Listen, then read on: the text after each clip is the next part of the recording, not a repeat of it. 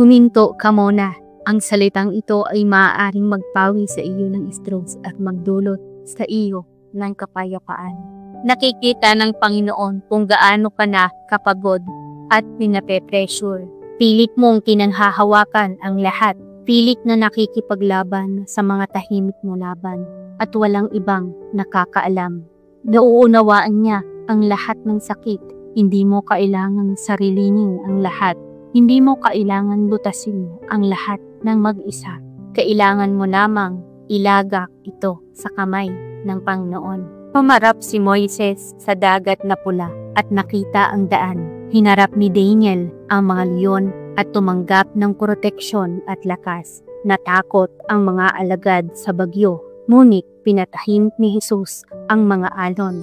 Ang mga kwento na ito ay nagpapaalala sa atin na ang bawat hamon ay maaaring baguhin ng kamay ng Diyos.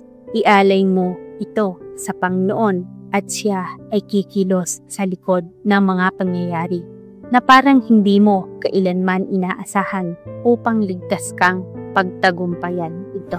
Kung naniniwala kang kumikilos ang Diyos para sa iyo, isulat mo sa comment, Panginoon, naniniwala kung gagawa ka ng daan. At kung ang mensaheng ito ay nagbibigay sa iyo ng lakas, i-share mo ito sa isang taong kasalukuyang dumaraan sa matinding pressure. Ang pag-share mo ay maaaring maghatid ng pag-ibig ng Diyos sa kanilang buhay.